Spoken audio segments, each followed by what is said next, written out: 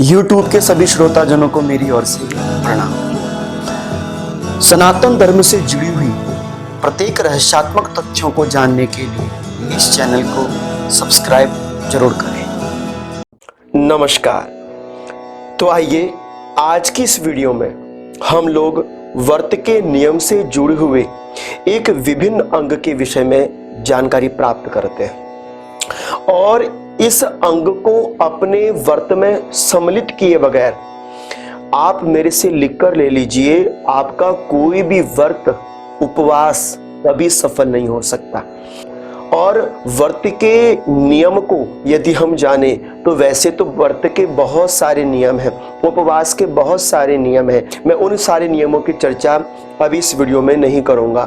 इस समय मैं मात्र केवल आपको व्रत के दिन जो विशेष रूप से निषेध कर्म होते हैं उन निषेध कर्मों के बारे में आप सभी लोगों को अवगत कराऊंगा। और आप ध्यान रखिए कि व्रत के दिन भूल से भी ऐसी भूल नहीं होनी चाहिए, इसलिए मैंने आप लोगों के लिए यह विशेष वीडियो बनाई है, क्योंकि आप सभी जानते हैं कि मेरा एक ही है लक्ष्य, ना इसकी ना उसकी, मात्र केवल शास्त्रों का पक्ष।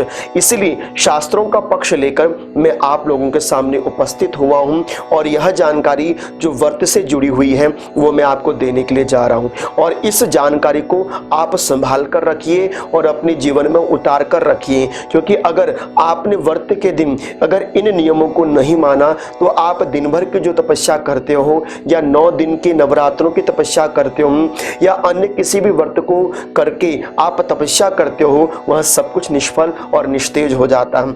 इसलिए मैं आपके लिए यह जानकारी लेकर आया हूं और मैं चाहूंगा कि आप ध्यानपूर्वक शास्त्रों की कही हुई इस वाणी को ध्यान से सुने और समझें। देखिए, व्रत के दिन विशेष तौर पर इन नियमों को अपने जीवन में जरूर धारण कीजिएगा, क्योंकि यह मेरे या किसी और के बनाए हुए नियम नहीं, यह हमारे शास्त्रों के नियम है। और हमारे शास्त्रों में स्पष्ट रूप से कहा गया है, जिसका श्लोक प्रमाण मैं आप लोगों के सामने दे रहा हूं, आप स्वयं भी पढ़ सकते हैं और समझ सकते हैं।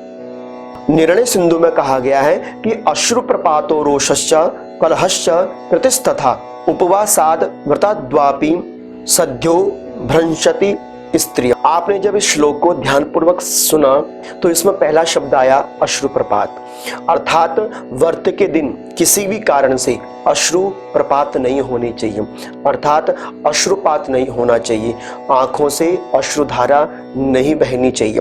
भगवत प्रेम में यदि अश्रुधारा बहे वो एक अलग बात है, लेकिन किसी दुख में किसी परेशानी में आप बार बार रोते रहो, यह व्रत के दिन निषेध माना जाता है। बात आया रोषश्च, रोष का अर्थ होता है क्रोध करना। व्रत के दिन तो आप यह गांठ बांध लीजिए, अगर आपने व्रत के दिन क्रोध करना है, चिल्लाना है, किसी के ऊपर चीखना है, तो मेरे हाथ जोड़ के प्रार्थना है कि आप उस दिन कोई व्रत कीजिए ही नहीं, क्योंकि ऐसा व्रत करने से अच्छा है कि व्रत ना ही हो तो ठीक है।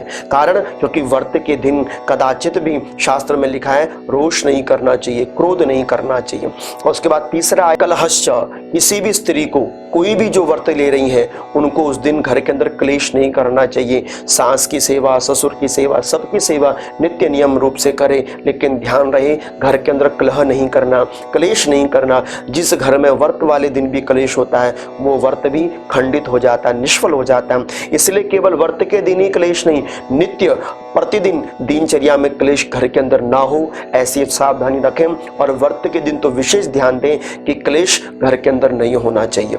और चौथा है कृति। कृति माने होता है आलस्य। व्रत वाले दिन यह निषेध बताया गया है आलस्य के बारे में, अर्थात कई माताएं जो व्रत करती हैं उस दिन व्रत वाले दिन खटिया पकड़कर सो जाती हैं, यह बहुत ही निषेधकारी माना गया। व्रत के दिन आलस्य नहीं आना चाहिए। व्रत के दिन पलंग का शयन भी दूषित माना जाता है। व्रत वाले दिन ध्यान रखो, आलस्य से जितना आप परहेज कर सको उतना अच्छा होता है। आलस्य आपके व्रत को खंडित करने वाला होता है, इसलिए व्रत के दिन आलस्य भी नहीं करना चाहिए। इस तरह से व्रत के दिन ये कुछ निषेध कर्म थे जो हमको नहीं करने चाहिए। व्रत वाले दिन भूल कर भी इन कर्मों को करने वाला जीव कभी भी व्रत का फल प्राप्त नहीं कर सकता, ये शास्त्र का सिद्धांत है। इसलिए आप सभी से हाथ जोड़ के प्रार्थना, अगर आपने इस वीडियो को ध्यानपूर्वक पूर्वक सुना है, समझा है। व्रत वाले दिन जो शास्त्रों में हमारे यह निषेध कर्म बताए हैं उनसे सदा बचकर रहिए। आपका व्रत सफल हो, आपको आपके व्रत का पूर्ण फल प्राप्त हो, इसलिए स्वेच्छा से सुंदर मन के साथ अपने व्रत को संपन्न कीजिए। और हाँ, साथ ही साथ व्रत के दिन कैसे वस्त्र धारण करने चाहिए इसके विषय में भी मैं बहुत जल्दी एक वीडियो लेकर आऊँगा। आप सभी लोग मेरे से जुड़े रहिए। तब तक आप सभी लोगों को मेरी ओर से अनंत कोटि वंदन।